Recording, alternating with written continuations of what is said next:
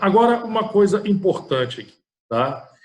À medida, a gente realiza o cateterismo e também aproveita e já faz a remoção da polpa dental. Imagina, nós estamos trabalhando com uma polpa viva, né? Ou seja, o que a gente chama de biopulpectomia, tá? Que é a remoção do tecido pulpar vital. Então, se vocês entram num instrumento, num dente com polpa vital, fazem o cateterismo, ao final do cateterismo, quando chega lá no comprimento total do dente, menos aqueles 2 milímetros, chega no final, a gente faz um giro à direita e traz o instrumento. Né? Com isso, a gente vai fazer a excisão da polpa, a remoção da polpa. Isso é chamado de pulpectomia. Okay? Então, ó, é remoção de todo o tecido pulpar vital, podendo se apresentar inflamado ou não. Então, você pode estar na pulpite, não estar na pulpite, enfim, de qualquer jeito. Se você está fazendo a remoção do tecido pulpar vital, você está fazendo o que se chama de pulpectomia. Tá?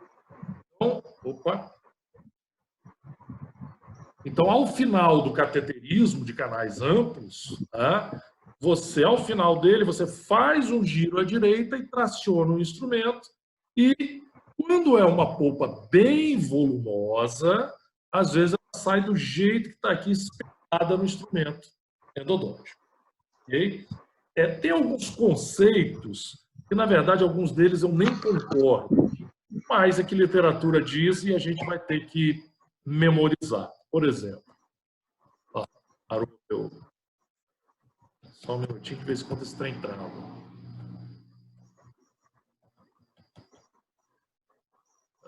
Vamos tentar voltar aqui. Foi. Então, olha só. São dois conceitos que a gente tem que aprender: biopulpectomia e a necropulpectomia. Tá? Então, uma é condição, é uma pulpectomia que a gente faz em dente vital e a outra em dente necrosado. Por definição, e isso é o que eu não concordo muito bem, a biopulpectomia é o tratamento endodôntico de dente com polpa vital. Se eu fosse classificar isso, eu diria que seria a remoção da polpa de um dente com polpa vital, e não o tratamento. E a biopulpectomia é só o ato de remover a polpa. Mas eu não posso ditar o que os livros, e vários livros são escritos dessa mesma forma. Parece aquele erro que, de tanto ser repetido, acabou virando uma verdade. Mas, por definição, segundo a literatura, é isso. A biopulpectomia é o tratamento endodôntico do dente com polpa vital. Tá? Então, nessa situação, o cateterismo antecede a pulpectomia, que é a remoção da polpa. Ou seja, a gente faz todo aquele movimento de penetração, direita, esquerda e avanço, penetração, direita, esquerda e retrocesso, desculpe, vai seguindo em direção ao ápice dental, chegando no final dele, a gente gira à direita e traciona o instrumento para remover a polpa. Isso aí é cateterismo em canais amplos de dentes com polpa vital. Alguém não entendeu isso aí, que agora começa a complicar um pouquinho. Tudo bem? Então, beleza. Então, vamos lá. Então, ó, após o instrumento de cateterismo, o comprimento de exploração inicial, o tecido pulpar é removido, é excisado, né? Removido por meio de uma lima. Aqui tem lima Redstone também, alguns livros dizem, mas eu digo para vocês usar sempre uma lima K, né? De diâmetro compatível com o canal. Então, o que eu falei? Penetra, direita, esquerda, remove. Penetra, direita, esquerda, remove. Cada avanço desse vai chegando mais próximo ao comprimento de exploração inicial. Quando chegar no comprimento de exploração inicial, giro à direita da ação para a gente acabar de remover o tecido pulpar. Legal. Então, assim, em caso de biopulpectomia, esse é um procedimento seguro. Né? Por que ele é seguro? Porque a polpa está viva e não tem uma contaminação dentro do canal. Agora, imagine vocês trabalhando numa situação dessa aqui, em que vocês estão vendo lesões perirradiculares e, por suposição, né, a gente não fez teste de sensibilidade, mas esses canais estão cheios de quê? De micro-organismos.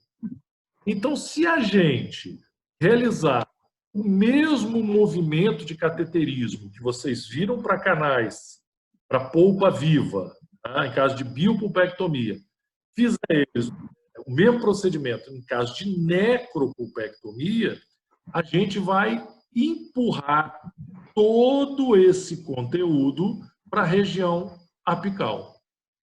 E aí, pessoal, pelo que a gente estudou o período passado em patologia, se a gente empurra todo esse conteúdo, ou parte desse conteúdo, passa pelo forame e atinge a região periapical, o que pode acontecer? Quem é que me relembra aí o que pode acontecer?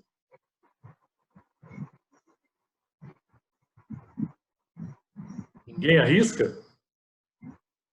Lembra das afecções agudas, né? Dos abscessos, das dores, né? Causada por micro-organismo na região periarticular? Então você pode ter... fístula, professor? A fístula é um abscesso crônico, né? O que a gente pode ter aí, quando você empurra micro-organismos do canal para a região periarticular, o pior que pode acontecer, o que a gente tende a evitar, é ocorrer um abscesso perirradicular agudo.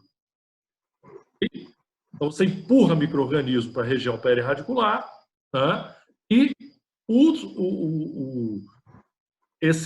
você vai ter o quê? As células de defesa que estão dentro desse granuloma ou pequeno cisto começar a lutar para eliminar esse micro-organismo, ok? E aí começa a liberação de ácidos, a liberação de enzimas, começa a lise de tecido nessa região, tá? E aí começa a formação de exudato purulento, ok?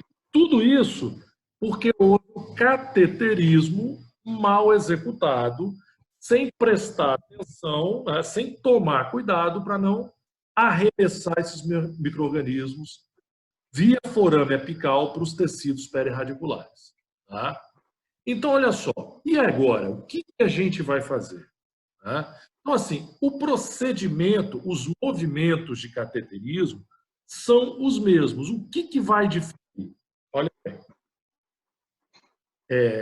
Se a gente...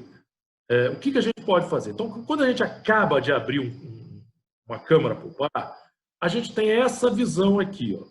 Um dente, um canal totalmente infectado, representado por essa cor púrpura, tá? E a gente tem que fazer o que a gente chama de esvaziamento progressivo do canal radicular. Tá? Então, eu não posso entrar com o instrumento aqui e ir descendo com o instrumento até a região apical. Eu vou penetrando aos poucos, realizando o movimento de penetração, direita e esquerda, só que aí a gente ganha 2 ou 3 milímetros, remove o instrumento, irriga com solução clorada e aspira.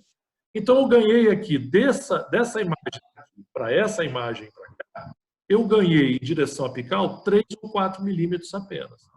Volto com o instrumento de cateterismo, avanço mais uns 3 ou 4 milímetros, irrigo novamente e aspiro. Quando você irriga e aspira, você está fazendo o quê?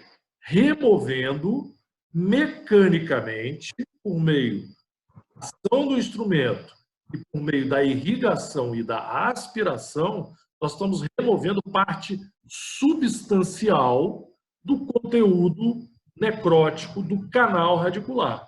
Então, a gente faz esse mesmo processo de cateterismo, só que agora, a cada movimento de penetração, direita, esquerda e remoção, eu tiro o instrumento de dentro do canal e irrigo. Então, até chegar no comprimento do dente na radiografia, menos 2 milímetros, eu vou ter que repetir esse processo cerca de 4 ou 5 vezes. Okay? Então, se eu fosse voltar aqui, ó, nessa imagem, a cada momento que ele tracionou, aí eu pararia, tracionou novamente, entrou, tracionou. A cada momento que eu traciono, eu não continuo como ele está fazendo aqui. Eu tiro o instrumento e irrigo o canal. Então, você vê que ele repetiu, movimento de tração direita, esquerda e tração, uma vez tracionou, a segunda vez tracionou, terceira vez tracionou, quarta vez tracionou, e 5, 6 vezes, 6 até mais. Então, a gente, nesse processo de cateterismo, eu teria removido, aqui foi uma só, eu teria removido esse instrumento 5 vezes de dentro do canal e irrigado, aspirado 5 vezes também.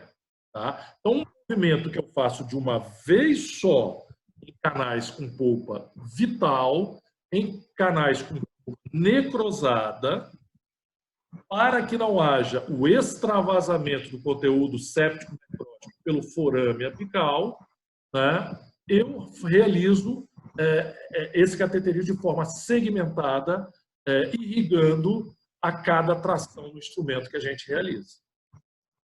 Quem não entendeu isso aqui? A importância, né, o movimento, tá? E por que a gente realiza esse processo de irrigação e aspiração.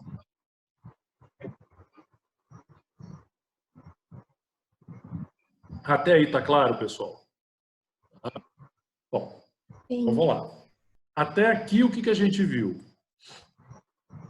Canais amplos, ok? Para canais amplos, em caso de bio ou necropulpectomia. Então, mede o comprimento do dente na radiografia, tira 2 milímetros, estabelece o comprimento de exploração inicial. Em caso de polpa viva, a gente utiliza movimentos de penetração direita, esquerda e tração, vai seguindo direto até o comprimento de exploração inicial, giro à direita, remove a polpa. Em caso de necrose, a gente faz todo esse processo intervalado, né, ou mesclado com irrigação e aspiração do canal radicular. A forma de aspirar eu não vou comentar agora. Professor, agora a importância, pode dizer. Como é que eu vou saber que, no caso aí, 4, 5 ou 6 vezes foram suficientes para fazer a limpeza do canal? Como que você vai saber?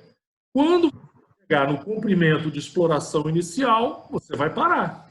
Então, por exemplo, o que você tem que fazer é o seguinte, você vai penetrar com o instrumento, tirar com a direita, esquerda e remover. E vai irrigar. Isso vai acontecer até você chegar no comprimento de exploração inicial. Então, quantas vezes vai depender do comprimento da sua raiz.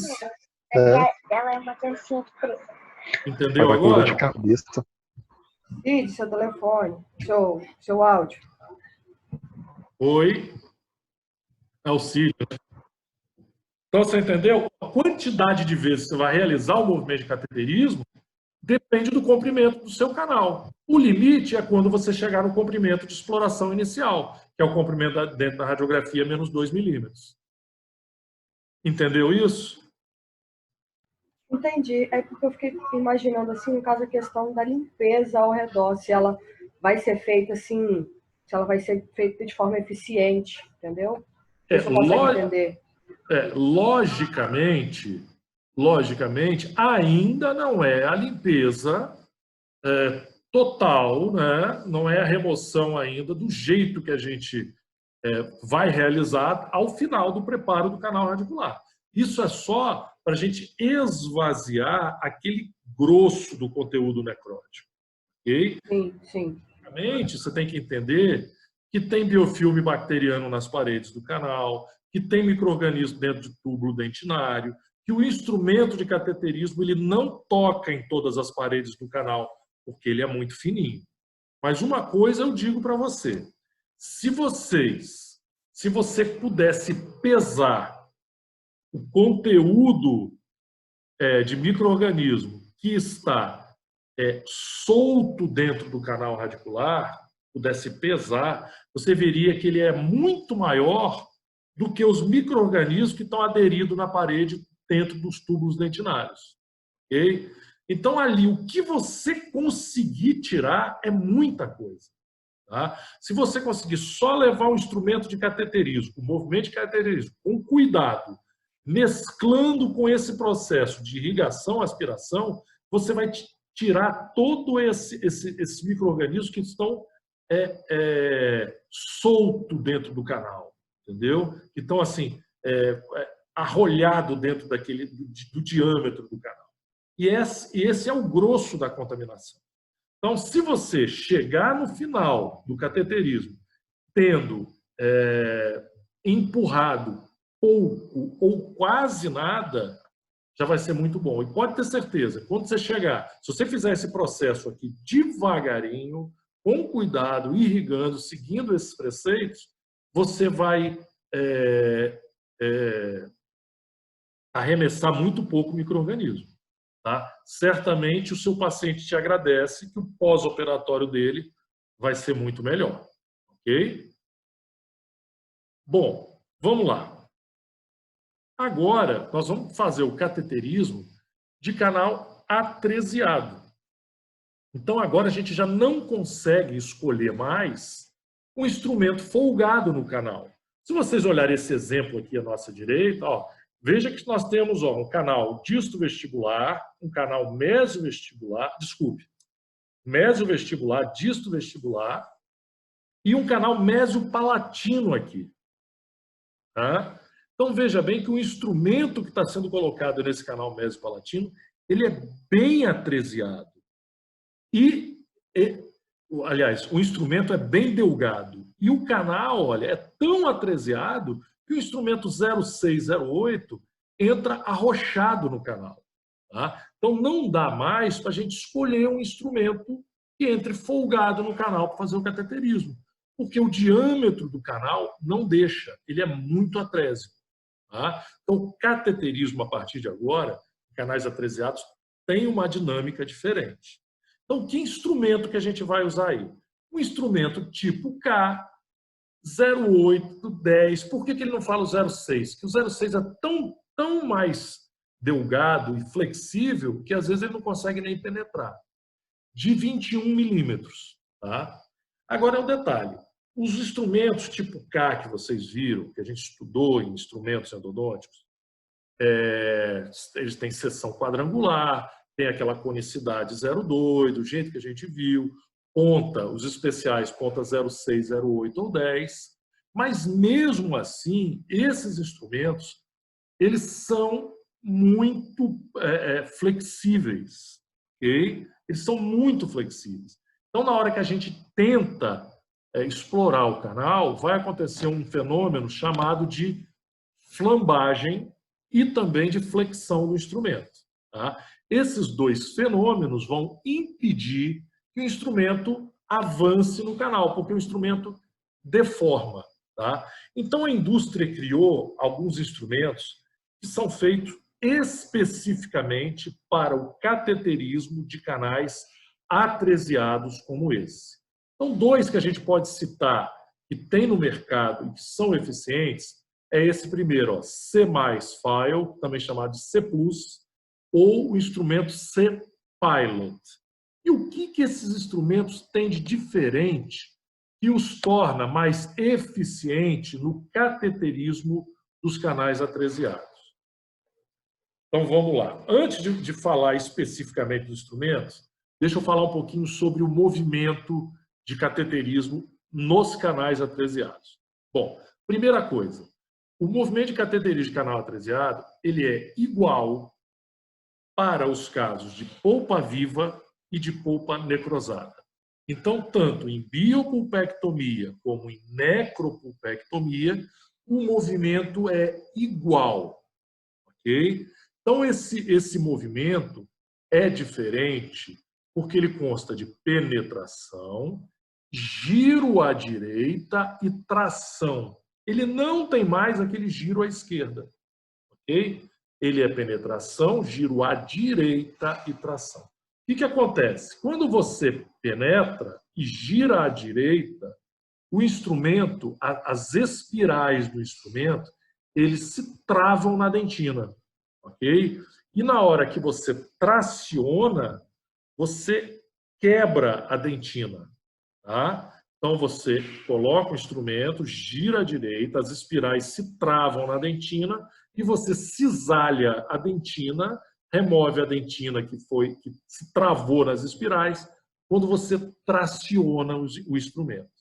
Então, toda vez que você faz esse movimento de penetração, giro à direita e tração, você remove um pouco de dentina e a cada movimento você vai penetrando cerca de 1, 2, no máximo 3 milímetros a cada avanço, a cada movimento que a gente chama de movimento parcial à direita.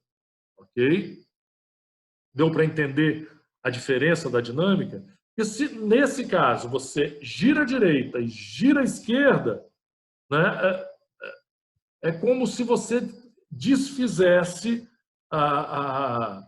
o movimento que travou as espirais na dentina. Então, a gente faz penetração, giro à direita e traciona para a gente quebrar essa dentina e puxar essa dentina para fora do canal. Alguém quer que repita alguma coisa? Alguém ficou com dúvida nesse movimento? Por que ele é feito e como é feito? Professor, na verdade, eu tenho uma dúvida se eu pego esse instrumento e uso de novo, eu uso aquele tamborel para poder fazer a limpeza dele ou não? Eu tenho essa dúvida. É legal, legal. A sua dúvida é legal. Então, olha só. O tamborel, na verdade, ele funciona da seguinte forma. Não sei se o pessoal, todo mundo lembra o que é o tamborel aí. É como se fosse um tamborzinho com uma espuminha em cima que a gente coloca o instrumento, né? Então, ele serve, sim, para limpar o instrumento, né? Dentro do tamborel, você coloca hipoclorito, preenche ele com hipoclorito de sódio, né? E limpa ali o instrumento. Às vezes, quando fica muita dentina agarrada nas espirais, a gente pode usar também uma gaze embebida em hipoclorito de sódio.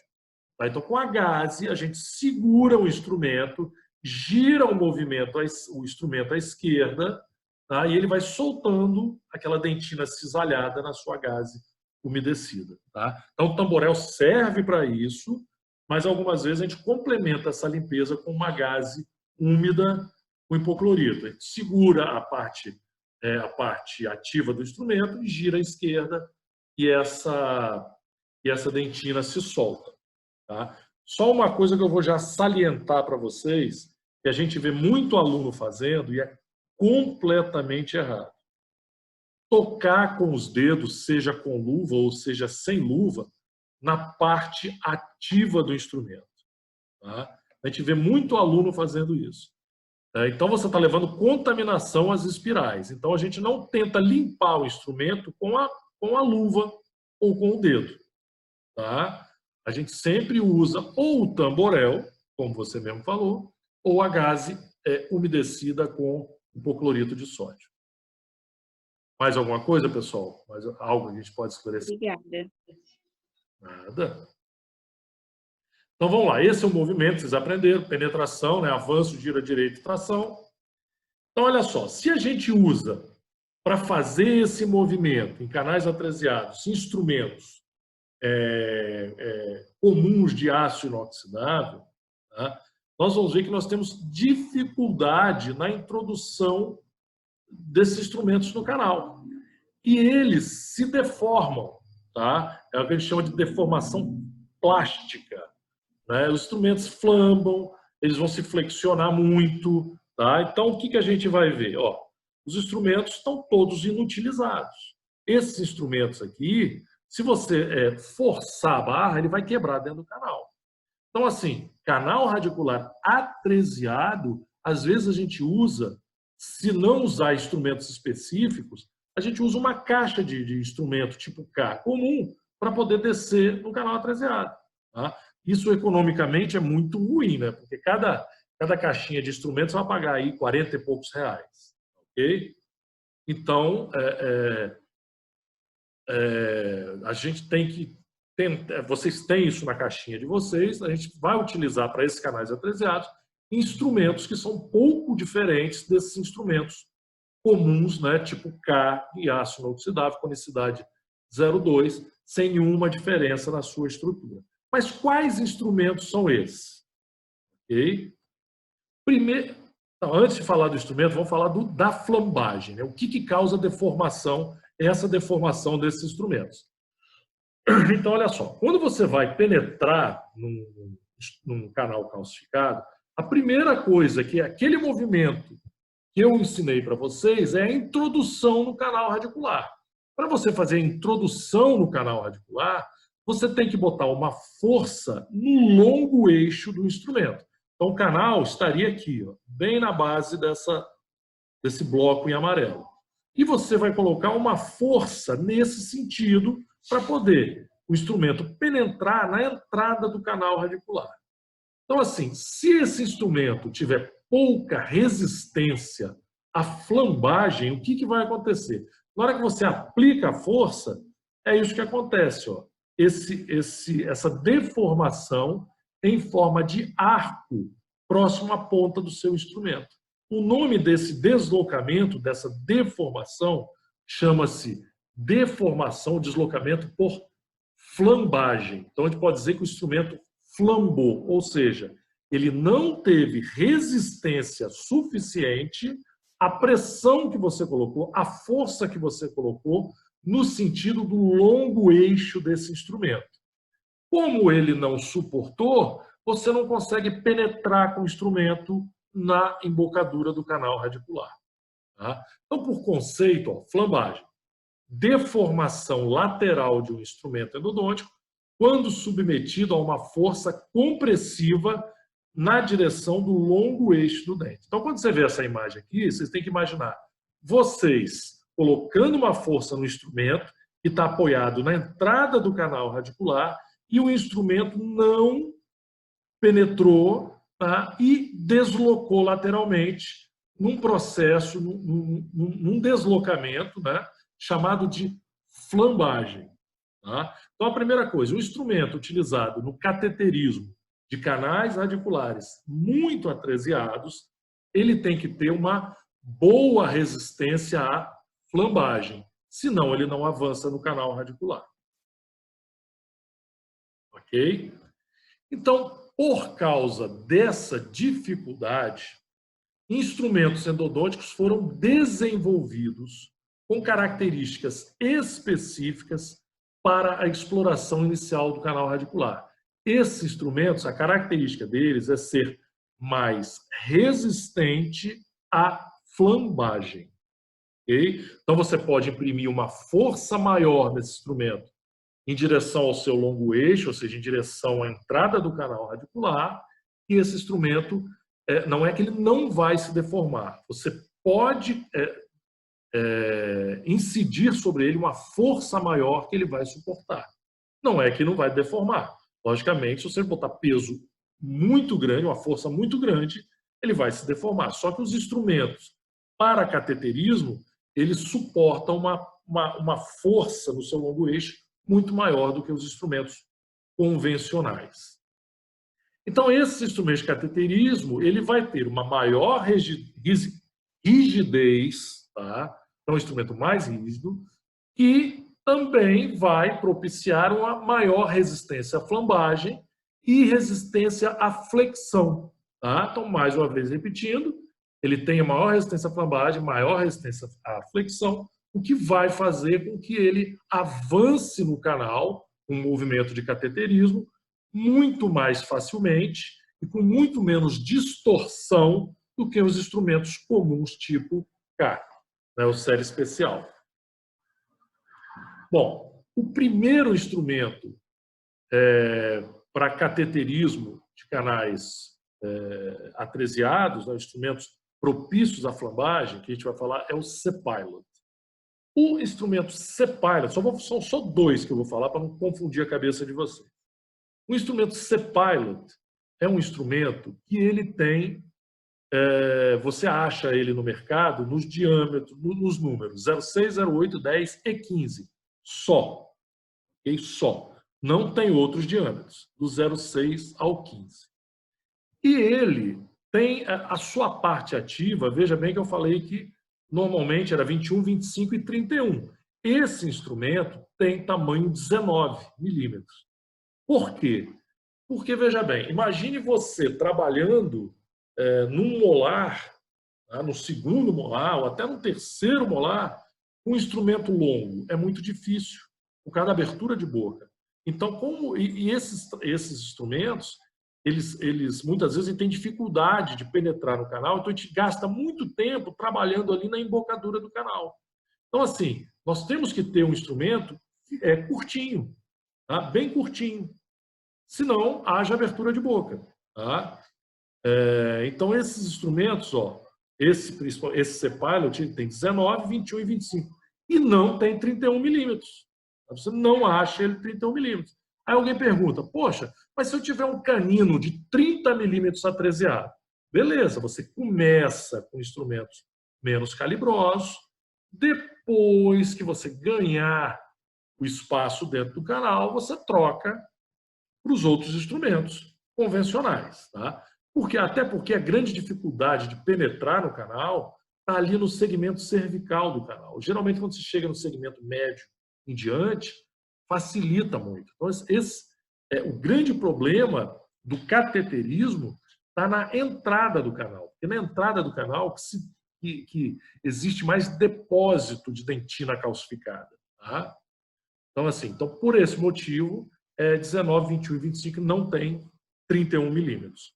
A conicidade também dele é normal. Ó, 10, 12, 14, 16, 18, então ele cresce 0,02 a cada milímetro. Então alguém pode estar com dúvida aí e falar, esse cara falou que esse instrumento é diferente, até agora eu não vi diferença nenhuma. Olha só, ele tem 0,6, 0,8, 10 e 15. A única diferença que vocês viram foi que não tem de 31 milímetros. Mas isso, o comprimento não vai fazer tanta diferença. Assim, é um instrumento de conicidade 0,2, igual a qualquer outro instrumento de série especial que eu vi. Tá? Qual é a diferença, então, desse instrumento? Bom, a diferença desse instrumento está na têmpera que foi dada a esse aço. O fabricante chama de tratamento térmico especial. Antes que alguém me pergunte que tratamento térmico é esse, a resposta é o seguinte, o fabricante não dá a receita do bolo. Ok? Mas que esse instrumento tem maior resistência à flombagem, daqui a pouco eu vou mostrar a vocês que tem. Aí vocês podem acreditar que eu mesmo fiz esse teste. Ok?